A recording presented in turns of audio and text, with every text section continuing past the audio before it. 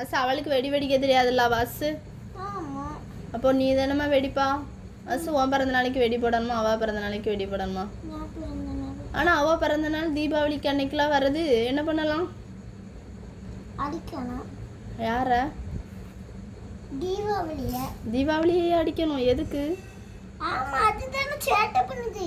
எதுக்கு சேட்டை பண்ணுது? எனக்கு ஸ்கூலையும் பிறந்த நாள் கொண்டாடாம விடவ. ஏமா உன் பிறந்த நாள் எப்போ வரும்? அதான் தெரியல. உன் பிறந்த நாள் எப்போ வரும் உனக்கு தெரியலையா? உன் பிறந்த நாள் மே மாசம் வருது. மே மாசம் ஒரு வெடிக்கடையும் கிடையாது. வேற எப்படி உனக்கு வெடி வெடிக்க முடியும்? அடிக்கணும். தீபாவளி எதுக்கு அடிக்கணும்? அது கரெக்டா தான் வந்துட்டு இருக்கு. 1 இயரா அப்படி போட்டு அடிக்கணும். உன் பிறந்த நாள் மே மாசம் வருதாமா? மே மாசத்துல ஸ்கூலுக்கு சாக்லேட் கொண்டு போக முடியலையோ? ரொம்ப வருத்தமா இருக்கும். அதனால எதை அடிக்கணும்? தீபாவளி. எதுக்கு? அம்மா அம்மா எதுக்கு அடிச்சு வைக்கணும்? அது தினமும் தானே சேர்த்து பண்ணிட்டு கிடக்கு. நீ தானே போன வருஷம் எவ்வளவு வெடி போட்டா தீபாவளிக்கு? அது தீபாவளி. உன் பிறந்த நாள் தானே அப்போ அடிக்கணும். ஏன் மே மாசம் தான்னுட்டு? ஆமா.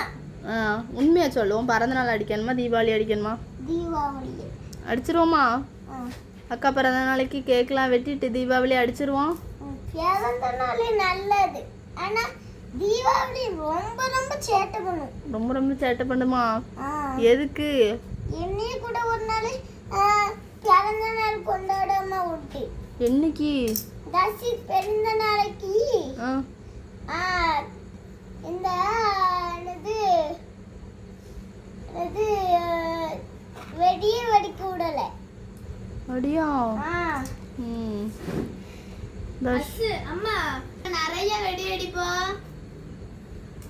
சாக்லேட் கொடுக்க முடியாது. அதனால நம்ம நவம்பர் 9ஆம் தேதி திங்கட்கிழமை கொடுப்போம். கலர் ட்ரெஸ் போட்டு போயிட்டு. பிறந்த நாள் அன்னைக்கு சாக்லேட் கொடுக்க முடியாதா? அப்போ உனக்கு சந்தோஷமா தானே இருக்கும். அசு பிறந்த நாள் சந்தோஷமாவே இருக்காது. அக்கா பிறந்த நாளைக்கு சாக்லேட் கொடுக்க முடியாதான்? அதுக்கு என்ன?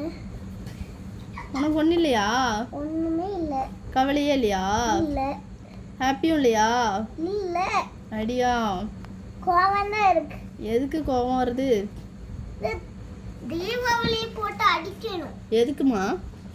அக்கா பிறந்த நாளைக்கு வெடி வெடிக்க கூடாது. ஏன் தீபாவளி வருதுனாலயா? தீபாவளினா அக்கா பிறந்த நாளைக்கு ஊரே வெடி வெடிக்குமே. அம்மா என் பிறந்த நாளைக்கு எதுக்கு வெடிக்க மாட்டேக்கு? தீபாவளி அப்போ பிறந்த நாளைக்கு மாற்றி வச்சிருவோமா?